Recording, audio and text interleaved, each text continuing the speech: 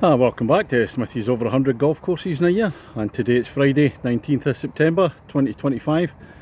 I'm down in Manchester babysitting my daughter's cats while they're away. Good fun for a few days and get out playing golf and courses in the area.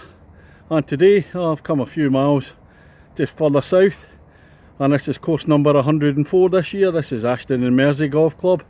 Let's go and see what it's got. Ladies and gentlemen, it's course number 104 of 2025. It's Ashton on Mersey Golf Club. On the tee, the man getting one step closer to completing every course in Greater Manchester, from Kirkintilloch in Scotland, Smithy. The opener at Ashton and Mersey, it's 345 yards. Elevated tee down onto the flat. 9-hole course this one. And the first hole here at Ashton and Mersey, I've come a wee bit left of the tee itself because there's a fence up there, so you've got to push it out to the left and hopefully my slice or fade will come into play. Sure enough, the fade comes into play out on the right hand side of the fairway, view into the green, a couple of bunkers at the front.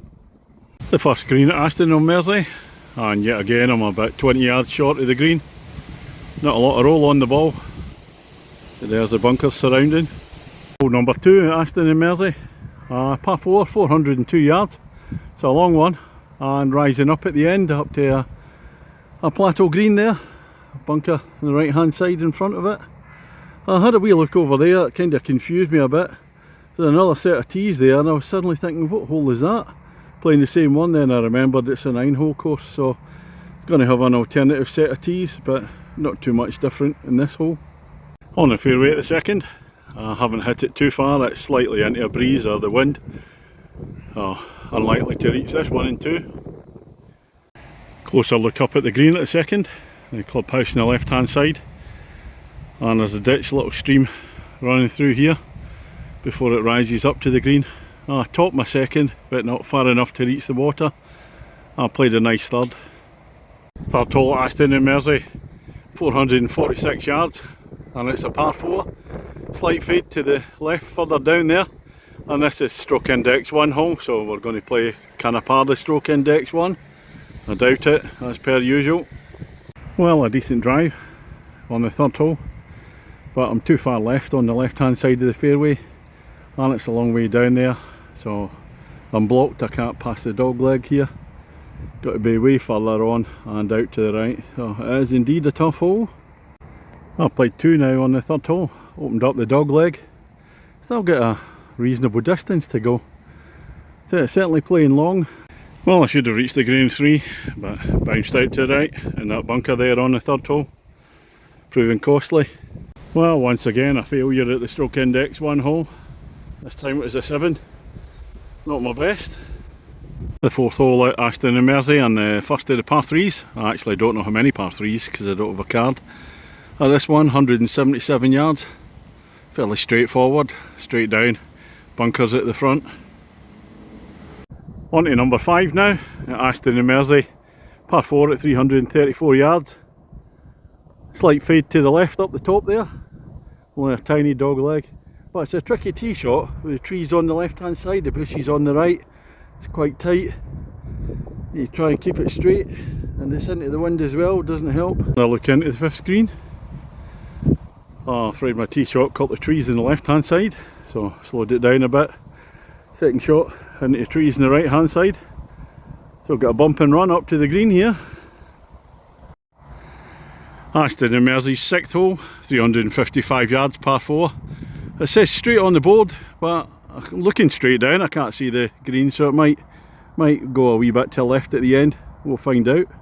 I'm back in the trees again with my tee shot on the 6th.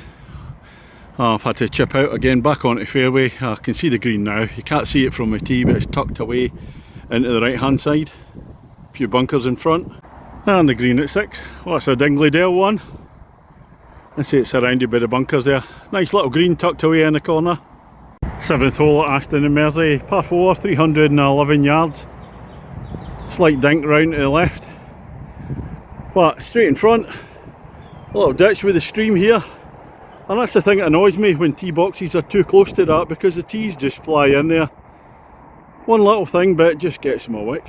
Down to the green at the 7th hole, and a hole that should be easy, but no, I pull my drive to the left near the trees, block myself a little bit, so I'm making it hard for myself. Penultimate hole at Ashton and Mersey, the 8th, 284, par 4, so it's a short one, but it's a dog leg to the right. You've got to be careful if you hit it too fast straight. There's a stream way up the top there, going round to the left hand side of the fairway. And there's the green, opened out the dog leg at the short par 4 8th hole at Ashton and Mersey. I went a wee bit too far out to the left, so got the trees in my way a wee bit, didn't go as far as the stream. Just up there, about 20 yards away. Well, I was playing my approach shot to the 8th, completely forgot about the stream bending back and going in front of the green. Unfortunately I didn't hit it hard enough to go in the water, so I'm short of the stream. Little dink onto the green from there. The 9th hole at Ashton and Mersey, and it'll be the closing hole for me, because I'm not going around again to play another 9. And it's 335 yards, par 4, and then it rises up to the green. So on a kind of low level bit to start off with, rising up to the green. Clubhouse is going to be on the right hand side up there. Smithy against the golf course. Well, I'm way over my handicap, just not on it at all today. So game at the golf course, and I look up to the pin, and it's right very close to the clubhouse there, right in front of it. So there's a big bank before it. You can just see the top 2/3 of the flag. That's to the left of the big, it's to the right of the big flagpole up there. Up at the green on the 9th hole, clubhouse in the background. I've gone to the left. I'm way over there, just about a few yards off the left hand side of the green. I'm actually very close to the second green. Got to be careful with your approach shot to this green in case anybody's playing on the 12th tee or even up on the 3rd tee. Well, that's me finished on the 9 at Ashton and Mersey. I'm a wee bit tired, so not really in the mood to go round and play 9 again. I got walloped by the golf course, just not on it today. I'm a wee bit on the tired side, working late last night. But the course itself, course is in decent condition. The greens look very good, but on a couple of occasions they're a wee bit bobbly when I was putting. Although they do look good, the rest of the course is in nice condition. Basically it's not my type of course. A lot of people like this course, it's very flat and the holes are straight. Not a lot to them, I find them a bit bland, kind of insipid, certainly for the first 7. And then 8 and 9, I quite liked 8, a nice wee divergence with the stream in front of the green. And the 9th is a bit quirky, playing up the hill towards the clubhouse. So that was a wee bit different, but too many straight tree-lined flat holes for me. What am I going to give it? Well, it'll just have to be a 5 for me. I just didn't really take to it at all. Nothing to do with the condition, just me personally. And that's going to be all from today. I fancied another 9 or an 18 somewhere else originally, but yeah, just too tired. So that'll be all. I'm not going to be playing tomorrow because it's going to be bucketing down all around the Manchester area. Then I'm heading to Wales, certainly on Monday, and then Devon and Cornwall the rest of the week. Looking forward to that, so I'll catch you on the next one.